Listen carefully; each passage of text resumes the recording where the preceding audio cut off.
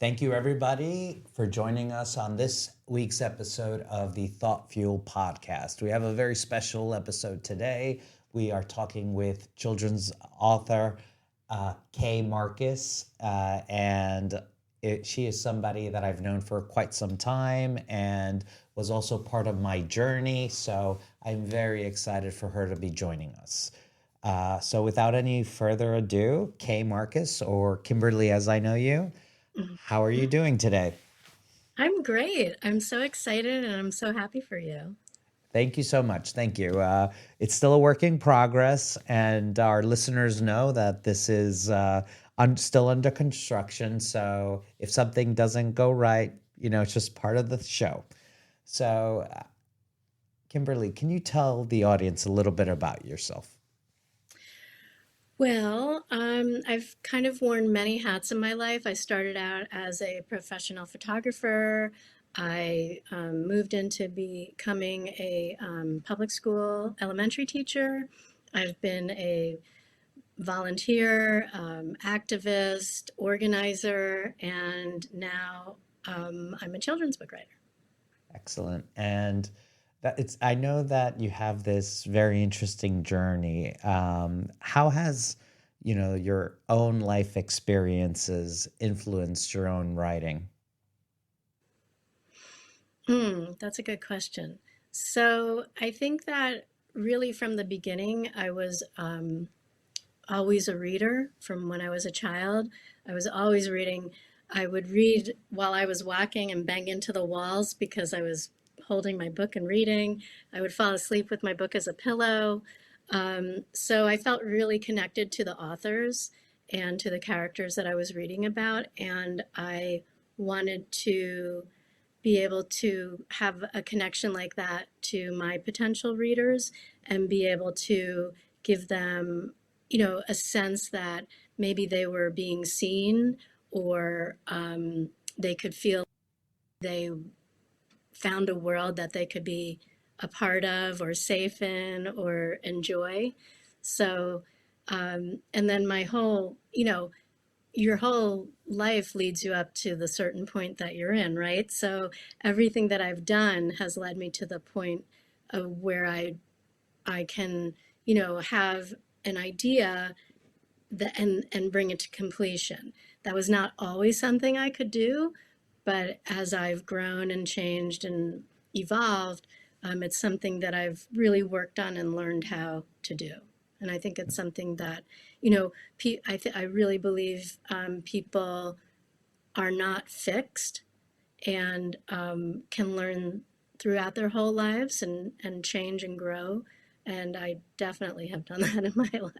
Yeah, and that's a great answer. And you touched upon a couple of things that are really interesting to talk about. And the first thing you said was, I want to give my readers.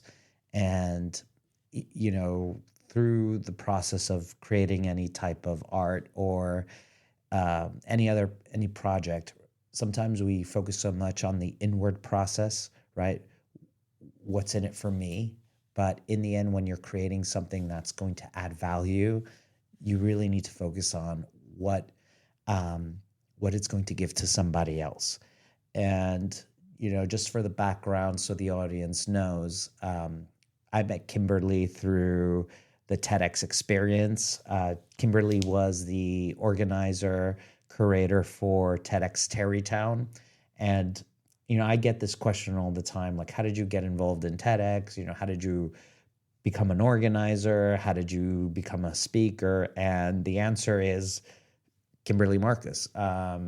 Just so everybody knows, I, like many people, had this idea, I want to become a TEDx speaker. And I thought, okay, I'm going to apply to like 2-3 of them.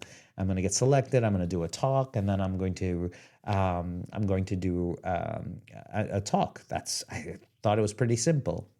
But after applying to 3 and not getting an answer, the 3 became 6, 6 became 9, 9 became 18, 18 became 28, and you're not even getting a response. And you're just wondering, well, what's wrong with me? Why am I not as interesting or accomplished as I thought I was? So let me figure this out. And I became very, very curious about it. So I decided, you know what? Instead of reaching out to all these TEDx organizers and trying to become a TEDx speaker, which I'm sure they're inundated with requests from all over the world, maybe I'll just reach out to them and see if I could add any value to them. And I started getting responses right away. And in fact, Kimberly was the first person that I think I reached out to. And I said, hey, I have a skill set. I would love to volunteer for your upcoming event. I would love to talk to you. And I was based at the time in Astoria, and the event is called TEDx Tarrytown, so it's based in upstate New York. Living in Astoria, Queens, no car, it's quite a distance, but I made it work. I became a volunteer, and I helped Kimberly organize a very successful event. And from that moment onwards, she recommended me to someone else to help them out on their TEDx event. And then the following year, I organized my own TEDx event. COVID hit, and I had a long time to actually process. All right, okay, well, now I have all this experience in TEDx organization. I feel like I know what I want to give to the audience. And I had my successful TED Talk, and is the reason why a lot of you are listening in today. So Kimberly, if I haven't said thank you enough, thank you. Well, I am forever grateful to you because you do have an amazing skill set and you saved me. So thank you. But I think what you're saying is really, really important. And is that, how are we going to best serve that we want to, tap into, right? And and I think that just like my general mindset from always was really giving and volunteering and really doing for others. So when I start something, I don't automatically think like, oh, how am I going to, make the most money? Maybe I should, I don't know. But it's really like, what can I give back? What can I do to help other people? And I think that, I've been a champion for the we call it kidlit, the children's literature kidlit community, for quite a while now, and I'm just so amazed by the love I'm getting from the people in the community. And I promote other people's books too, because other people's books are amazing. And I was at the bookstore the other day, and she the owner had her Valentine's display up, and I was like, you need to add this Valentine's picture book that I just read. It's great. So, you can't just think about yourself. You have to think about the other people that you need to serve, Um, and I think for some people that can be a hard mindset. And especially in the TEDx world, that's what it's all about, right? I mean, Yeah. it totally aligned with my personal beliefs of, trying to make the world a better place. So, it's just a wonderful, organization that way. Yeah, absolutely. And, not a lot of people know the amount of work that goes into it. And basically, the fact that it's a startup. So you Yeah. are not only organizing everything, you are recruiting volunteers, you're coordinating with venues, you're coaching speakers, you're trying to raise funds, and all these different things. And it's a volunteer role. Like I Yeah. always thought, like, oh, okay, that's the TED organization. They have their employees. They're throwing these events. It's not. It's a volunteer gig, and Yeah. in the end, you know what? I feel like I've gained so much from that experience. It Me too. is, yeah, I've organized 3 events. I've gained so much from that experience. I felt exhausted. And Mm. if I don't organize another event for the rest of my life, I'm good. Mm-hmm. But because it takes out of you for sure. But Yeah. I've met so many fascinating people, and including yourself. And I'm very grateful for the experience. The other piece of that is you also encounter people that are super established in their fields and areas, and they have a fixed idea of what Mm. they want to share with the world. And maybe they're getting pressure from their publicists, their agents, or their companies, but they're often like trying to do something where they're more comfortable in something that they've done many times before, and coaching people like that from having this fixed idea of what they want to share with the world to, listen, this is your opportunity to do something completely different and be Mhm. exposed to a different audience. Why put yourself in the position where they're going to search you and find the same talk Mm. 10 times over, right? Mhm. Why not share something unique? Why not carve out and be creative? And I felt that was the biggest piece that excited me the most about being the curator and coaching speakers to stretch their imagination and be flexible, and you know don't uh, default to what they're used to presenting out to the world. The Mhm. TED audience is so vast and diverse, and it's so global. Play with that. Mhm. I Mhm. find it fascinating. So I guess from that Yeah. experience, like from your viewpoint, how is your experience with that? I, you know, sometimes I go into things without really quite understanding the extent of them, which I'm actually really glad about, because had I known the amount of work that went into organizing a TEDx event, I don't know if I would have done it. Same here. Um, Same here. yeah, I think it stretched me in ways I had no idea would happen, and I feel like one of the biggest, you know, I, one of the hardest things as a TEDx organizer is curating your speakers.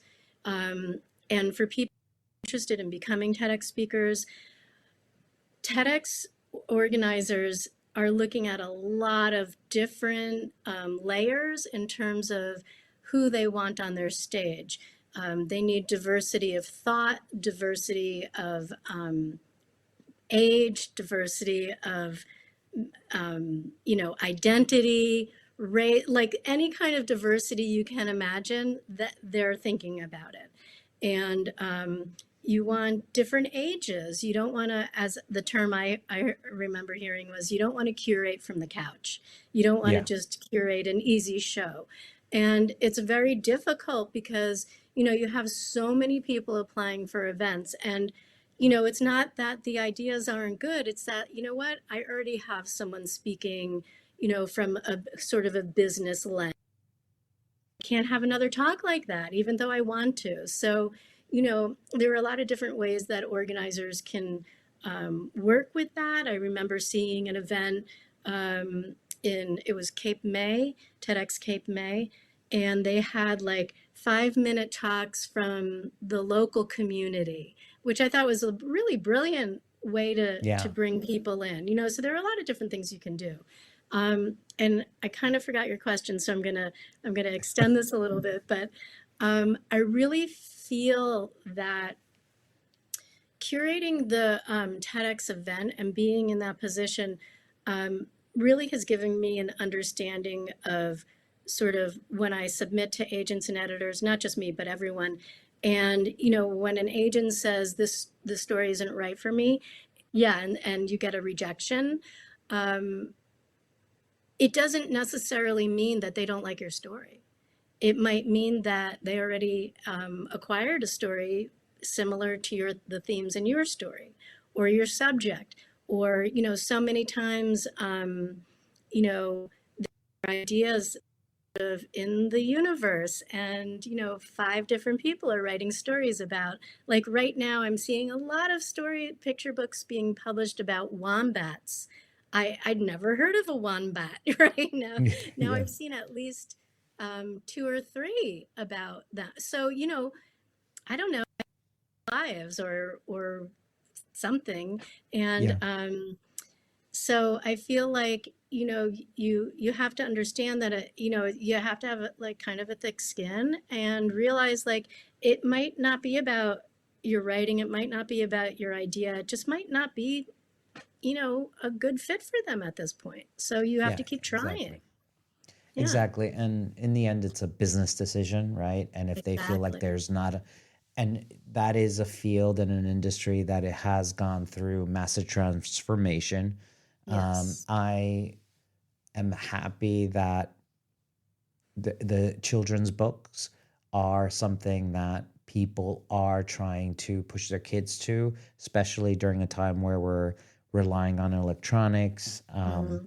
I have a 3-year old for the audience that doesn't know, and I'm not going to sit here and say like I am this total authority on great parenting.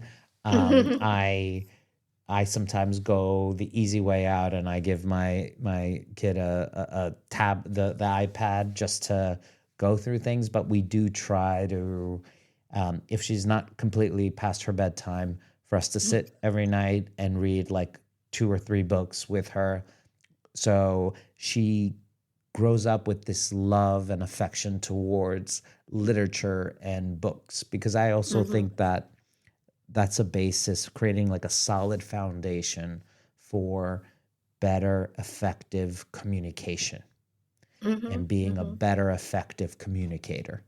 And as we're seeing now, right, with this crazy experiment of how technology has fully ingrained into our lives, people are losing that, and they're Mhm. losing it at an alarming rate, and that's impacting so many different generations in Mhm. different ways. So, if you want your kids to grow up loving books, you have to actually sit with them and to go through the process of reading those books.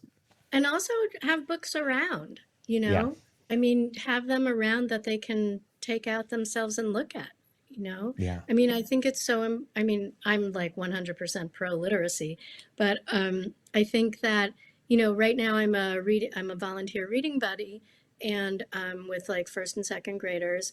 And one of the kids that I work with, she's a little bit of a reluctant reader. She's in second grade, and I bring, picture, and she's rereading now some of the picture books that I bring. And, she's becoming, even though she's memorized some of it, she's becoming more fluent and she's recognizing the words. And I'm not saying my once a week reading time with her is, changing everything, but, I have noticed from when I started to now, she's definitely becoming more fluent in the books that we're looking at, and she's looking at the words in a different way. And just like my student separates I bring like 9 or 10 picture books, and she spreads them out on the table and separates them into a yes pile, a no pile, a maybe pile.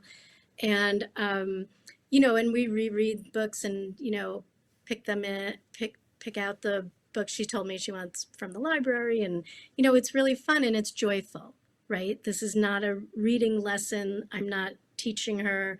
I'm enjoying books with her.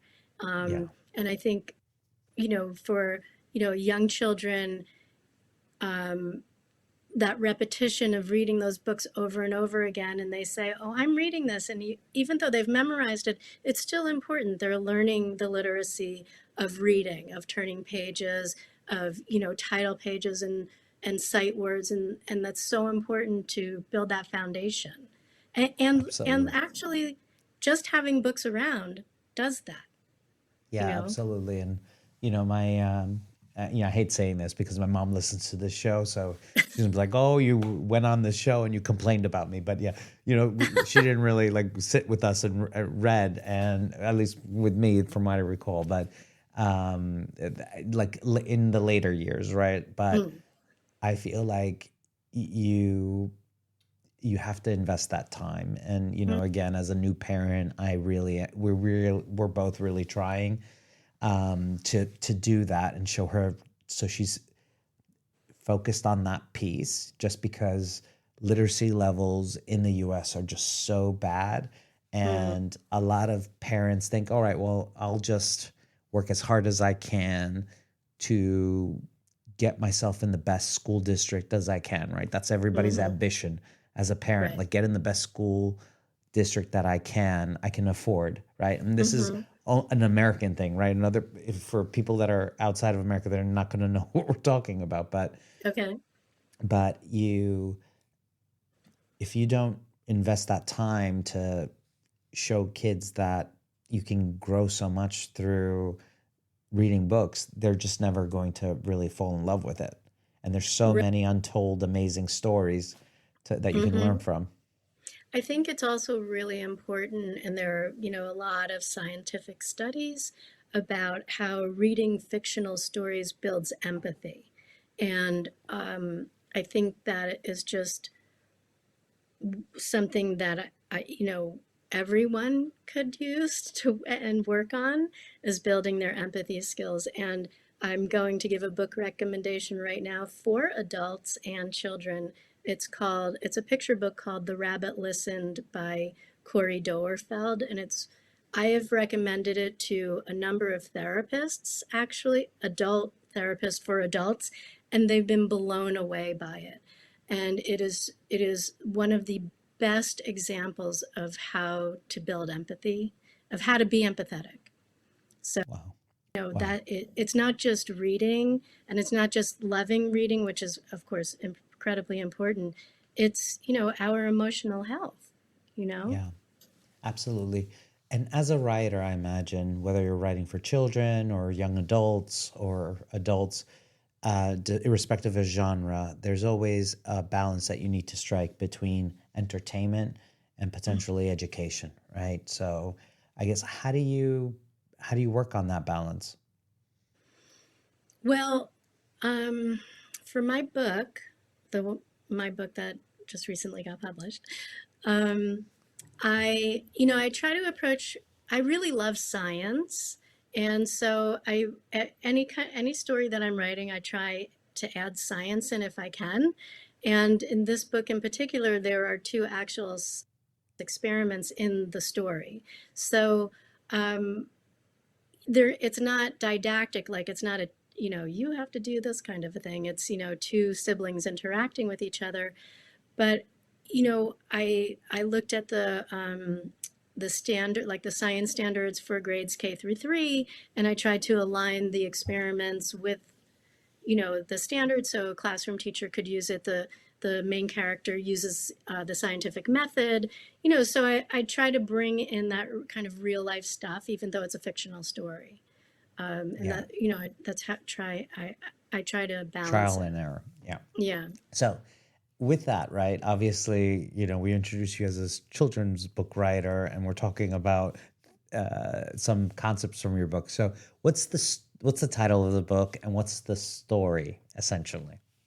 It's called Frankenstein's Matzah, a Passover parody, and it's about a little kid who brings a matzah to life during Passover, and the zaniness that ensues from that. Oh wow! so, Yeah, so I imagine it's a funny book, not a scary book. it's a funny book. No, I didn't want to get into. So it's a mashup between the Frankenstein story and the Passover story. Passover is a Jewish holiday, and basically there was like a mean pharaoh who wanted to, who enslaved the Jewish people, and terrible, horrible things happened. But I didn't want to focus on that. Yeah, So, obviously. and of course, in Frankenstein, some terrible things happen. But it was actually a really good meld of two stories, because um, when the main character V fails 1,817 times before they finally succeed at bringing this matzah to life. And what happens is, basically, the V didn't really think about the implications of what it means to bring something to life.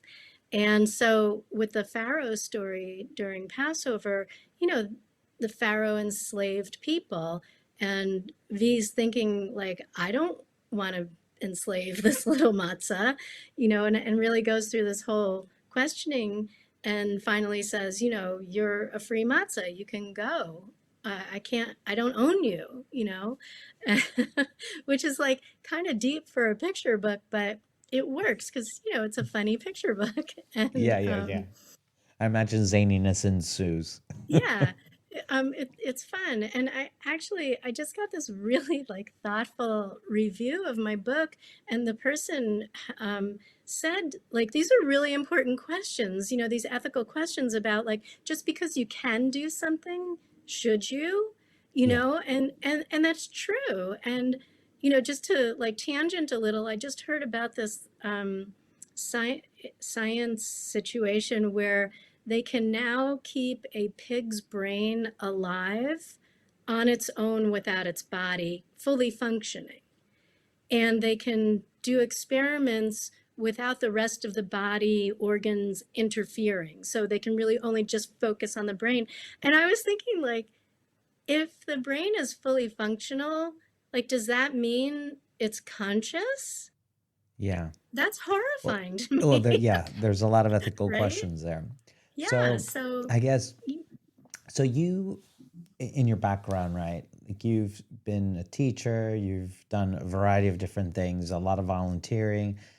I guess, how is the process from, okay, deciding I want to do a children's book to the actual completion, right? Was it a next day process? Was it a very seamless process? Or did this require multiple years? Because I feel like many of us out there are thinking about, oh, I would like to do this. I would like to do something very creative. And it was always my dream to do this. But we always mhm. struggle with pushing the needle to actual action. So, what allowed you to do this? So I was a teacher. I was a kindergarten, first grade teacher. And during that time, there, of course, weren't as many books as there are now, and weren't as many like diverse books and that kind of stuff to bring into the curriculum. And so wherever there was a hole, I would fill it by writing something. So and from a child, I was always writing. I was always writing stories. And I never really thought about being a writer um, until my daughter was 7. So this was like 15 years ago. And there weren't a lot of like youngish middle grade books with Jewish characters in them. And I thought, I'm going to write one. So I did. And I actually wrote a middle grade novel. I didn't have any idea what I was. And I was getting up early because my kids were younger. And, if I wrote 3 words one day and that's all I could write, that was fine. I was just like writing the story. And when I finished it, I didn't really quite know what to do. And, it's really interesting because I was a reader my whole life. And I thought, oh, I can write. I've been reading books my whole life, but I wasn't reading like a writer. So I didn't until I really delved into learning about the craft of writing, I wasn't really aware of the structure and, all of those different elements. And so after I wrote that, I thought, I am the greatest writer in the world. Everyone should publish my story. And, I submitted a couple places like people do, because it clearly was not ready. Yeah. So I think it took about 2 years before I really started taking classes and learning about the craft of writing. And I found out about an organization that I volunteer for called the Society of Children's Book Writers and Illustrators. It's shortened to scbwi.org. And it's a wonderful organization, especially for people who are just starting out. They're a global organization with regions all over. And I started taking classes and I started reading books and I started meeting other people in the Kidlit community and Wow. working on my craft. And so really it took, basically like 15 years with time off, because there were times that I did take time off from writing because of stuff going on in my life, and TEDx Yeah, took up a obviously. lot of time. Uh, And so yeah, I started working on it, and in 2018, I came up with this idea for this book that got published, and started working on it and writing it, and it went through a lot of iterations, and then finally I submitted it and was lucky enough to get accepted and published. Excellent. And is that 2, 3 years in addition to the 15, or is that the three No, years? that's included in it. I submitted it in 2019 or 2020, I can't remember. And so it took all that time to get published. Okay, perfect. So if there's someone out there that is really passionate about doing something and has been thinking about it a very long time, you know, Kimberly here was working on this for 15 years. So if you're not inspired by that, if you're not motivated by that, then ask yourself, do you really want it? How much do you want it, right? But now that you've done it, right? How easier is it going? So I guess, there's two pieces, right? You went from 0 to 1, and that needed 15 years. How much easier is 1 to 2 going to be from this moment onwards? That's a really interesting question because I only have control over what I do, Yeah. right? So I have control over finishing my, manuscripts. I have control over making sure they're absolutely polished, and I have control over sending them out. Once they get sent out, I have no control. Yeah. So, that, like you said, the publishing industry has gone through massive changes, and yeah, so I mean, I can only keep going and moving forward. And now, as opposed to when I first started out, self-publishing is so accepted now that it is, something I sometimes think about, especially with one of my stories, which is like the story of my heart, and I haven't gotten any traction on. So, that's something that you can do now. I do suggest, if self-publishing is the route that people take, that they really, um, spend the money on an outside editor, because I have seen a lot of self-published books that weren't as highly Polished as they should be. edited, yeah, as traditionally published. So if you're going to spend money, spend it on that. Yeah, and that's fair, Yeah. because maybe sometimes also people are so focused on getting it done that Mm-hmm. they don't really think about that detail. Like, get somebody else that does this for a living to really Yeah. help you, and that will only just elevate what you're trying to give out to the world. So, Mm-hmm. I guess, what was the writing process like? Were you decided on the idea in 2018, right? Mm-hmm. From that point onwards, how long did it take you to write the book? Were you going back and forward? And obviously, with children's book, there's a lot of illustration. So you're not only coordinating with your editor, you're coordinating with the illustrator. There's different creative pieces involving this, and you're trying to bring not just your vision to life, but a amalgamated version of that vision out to the world. So how do you work with different people? What's that process like in an effective So way? yeah, so I wrote my first draft in 2018. Actually, I can tell you it was May of 2018. And I wrote it out. I remember writing it very quickly and thinking, "Oh wow, It's this is done. kind of This cool." was easy. Yeah. Oh, yeah, yeah. And I think I wrote, I worked on it a little bit, and then I put it away for about 8 months. And the initial idea was there, with a little kid bringing a matzah to life. And then I listened, but it was not direct. It was not Frankenstein. The character's last name was like Matzah Stein or something like that. I listened to a podcast from the New York Public Library about how Frankenstein was so embedded in our culture. And I thought, I want to be a part of that. So I changed, I went directly for, I changed the character's last name to Frankenstein. I called it Frankenstein's Matzah. And I started, being like super direct that it was like this kid was a descendant of Victor Frankenstein. So then as I was writing it, it's like really dialogue heavy. And I really love comics and I love graphic novels. So I thought maybe I could, kind of make it into like a book.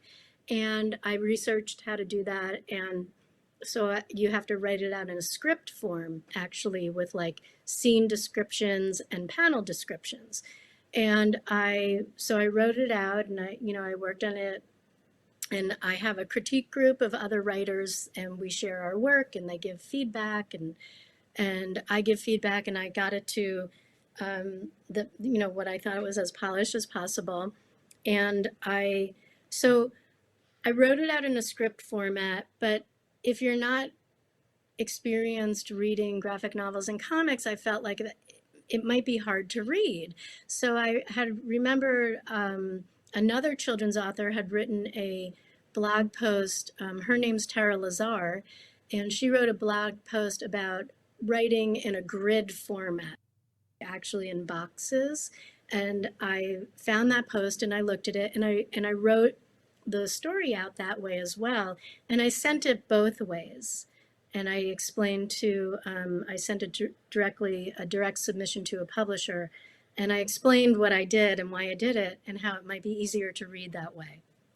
And actually, when she offered, to buy it, she thanked me for doing that because she thought, it was easier to read. It's a creative way.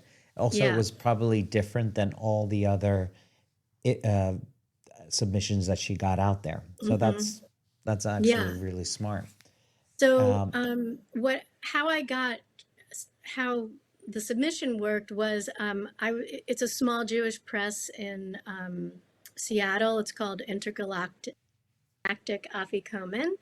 And on Twitter, or what used to be Twitter, there are different things called hashtag PB pitch. So it's hashtag picture book pitch. And it's like a day where you can pitch your picture book. And so I pitched it and she actually liked it, which made it a lot easier to send my submission in because then I could say, you liked my pitch. And it kind of put me on the top of the pile as opposed to the bottom. And it was like a really good fit for their mission and it worked out. And so she offered to buy it, which was really exciting.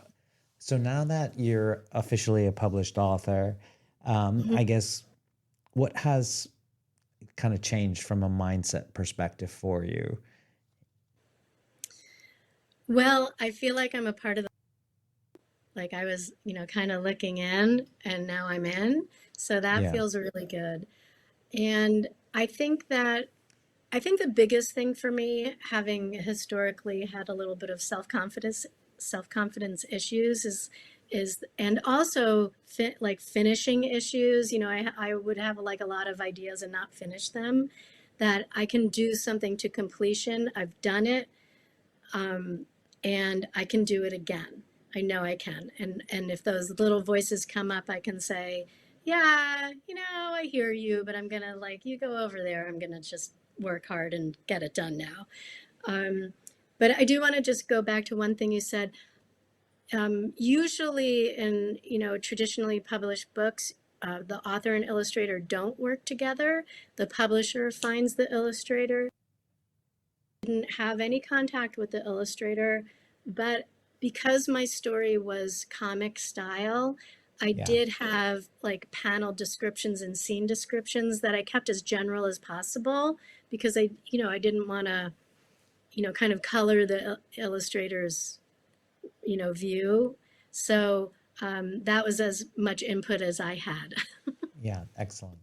So I guess with that, right, I just stepping back and just listening to your journey to where you are right now, you had multiple times in your life you identified as something, right? Whether it was a teacher, a wife, a parent, a TEDx organizer, a volunteer, and now a children's book author. How do you pivot through all those throughout your life? And for people that might be stuck on one of those, right, and they want to be identify as something else, what advice do you have for those people? That's a really good question. I, That's why you we're know, here. That's why we're yeah, here. in Gotta the have good beginning, questions. right, in the beginning, I actually was a photographer. I was a Yeah. professional photographer. And it's funny because What I what always knew years was this by, for context for the audience? I graduated from photography school in 1987. Excellent. So after that, and then I got my master's in education. I want to say in 97, but I could be wrong. Yeah. So I have to say that that was my being a photographer and being like an artist and that kind of stuff. That was my first major identity. Yeah. And that was really hard to give up. I always knew at some point I wanted to be a teacher because, but when I was younger, I always worked in like daycare and I babysat and that kind of stuff, and I knew I liked that. But I also knew I wasn't. I want to say at that time, like kind of old enough to do that. I Yeah. just wasn't ready to do it. And so when I went back to get my master's, which I have to say was super fun because I was like in my 30s and it was like really Everybody's fun to like, be yeah, back in yeah, school. I yeah. loved it. But not, it was just really hard not saying like, oh, I'm a photographer and like Yeah. I'm really Because that's cool who and all your that. identity is. Like that's how you Yeah, introduce yourself. That's what you go by. And maybe right. now you've um And it's are so cool. far. Yeah, it's cool. Well, that's the thing, right? It's the cool factor, right? I remember when I would introduce myself as, oh, I'm a TEDx organizer, Right, and yeah, people would yeah. be like, oh, that's interesting. Oh, can you tell me a little bit more about that? Like, what does that entail? Can I Right, talk? I'm like, yeah, sure. But yeah. um, it really does create a level of intrigue and mystery. Hmm. And we go through life trying to in having all these interactions with people. Everybody wants to be interesting, Hmm. and maybe we all are, but we don't have that one thing that we could say that can kind of open that conversation to show that. And Hmm. sometimes when you're doing something really cool, that's immediately the door for it, right? And you could Mm. start engaging people right away. For Yes, those of you absolutely. who want to do something, but you're a little scared to try it or to go out, I mean, and think like this can be wrapped up in am I good enough or will I be able to do this? You know, and I would love to help support you in your journey because you have value and what you want to do is important and maybe it'll help change the world. Exactly. Exactly. So, Kimberly, if people want to find you or your book, which is Frankenstein's Matzah, I got it over here, guys. Where can we find the book and where can we find you? You can find the book at all major retailers. I do want to promote, buy it from your independent bookstore, but I totally understand if you Yay. can't. Um, and you can find me at K.Marcus Writes, WRITES.com. And yeah, I'm on all the Excellent. socials at K.Marcus Writes, and I would love to hear from you. Excellent. Well, thank you for joining us today. Well, thank Thank you, you. everybody, for joining us on this episodes of the Thoughtfuel podcast. Thank you. Thank you.